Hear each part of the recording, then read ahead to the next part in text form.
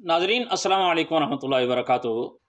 एक बात ये खाम खा मशहूर कर दी गई है कि हाई ब्लड प्रेशर ये ला इलाज मर्ज़ है और सारी ज़िंदगी इसकी दवाएं खानी पड़ती हैं।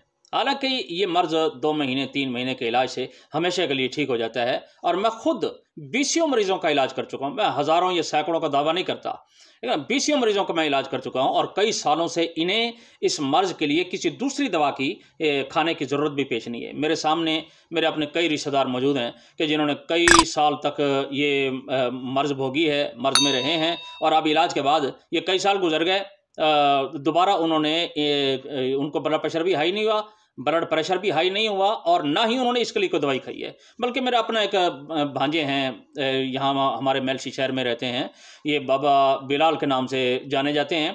तो उनका तो ये ब्लड प्रेशर हाई होने की वजह से ये जो दिमाग की रग थी ये फट गई। तो मैंने उनको यही माजून जो मैं आपको बता रहा हूँ, यही माजून मैंने उनको बना के इस्तेमाल कराई है। ये पिछला जो 178 नंबर वीडियो में मैंने वो बताए हैं कैप्सूल, वो मैंने बना के उनको इस्तेमाल कराए हैं। तो अल्हम्दुलिल्लाह सुम्मा अल्हम्दुलिल्लाह आज उनको 1.5-2 साल तकरीबन या पौने 2 साल गुजर गए हैं। अभी तक एक डब्बा खाने के बाद, यानी आधा किलो होती है एक डब्बे के अंदर, एक डब्बा खाने के बाद उन्होंने दोबारा ये दवा भी नहीं खाई और दोबारा उनको कभी ब्लड प्रेशर भी हाई नहीं हुआ। और वो परसों भी मुझे मिले हैं तो अल्हम्दुलिल्लाह बिल्कुल ठीक थे, कोई मसला नहीं है। तो बात ये है कि ये जो ब्लड प्रेशर का मर्ज़ है ना, या तो इसे समझा नहीं गया, ये इसके समझने में गलती की गई है, इसलिए इसे लाइलाज मर्ज़ करार दिया गया है। ये दरअसल ये सफरावी मर्ज़ है और गर्मी तरी से ये पैदा होता है। जब इस गर्मी तर्जी का इलाज कर दिया जाता है तो ये हमेशा के लिए ख़त्म हो जाता है। और इसके लिए मैं यानी एक मजून बनाता हूँ जो मैं आपको बता रहा हूँ। तो ये मरीज़ को 1 महीना या ज़्यादा से ज़्यादा 2 महीना अगर खिला दी जाए तो ये मर्ज़ हमेशा के लिए ख़त्म हो जाता है। इस माजून का जो नुस्खा है वो आपकी खिदमत में पेश करना चाहता हूँ। इसको बनाएँ और दुआएँ दें। ये नुस्खा समात फरमा लें आप कि तबशीर नुकरा, छोटी इलायची के दाने, बहमन सफ़ेद, धनिया खुश्क धनिया और ज़रिश्क, ये आपने 20-20 ग्राम लेनी है।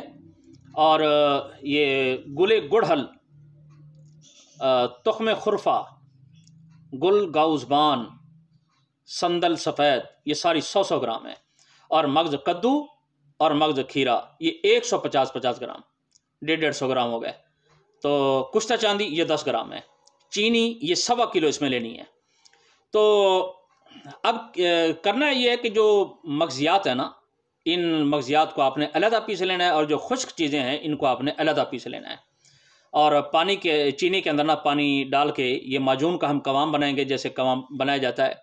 तो कवाम बनने पे ये तमाम दवाएं इस कवाम के अंदर शामिल करके कुछ देर के लिए माजून को पकाएंगे, फिर नीचे उतार के रख देंगे। ये हमारी माजून तैयार हो गई।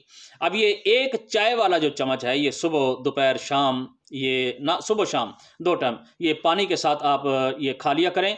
तो माजून ख़त्म होने से पहले पहले पानी के साथ खा लें, वैसे भी ये मज़ेदार होती है, बंदा आराम से खा सकता है। तो माजून ख़त्म होने से पहले पहले ये जो ब्लड प्रेशर का मर्ज़ होता है ये हमेशा के लिए अलविदा कहा जाता है।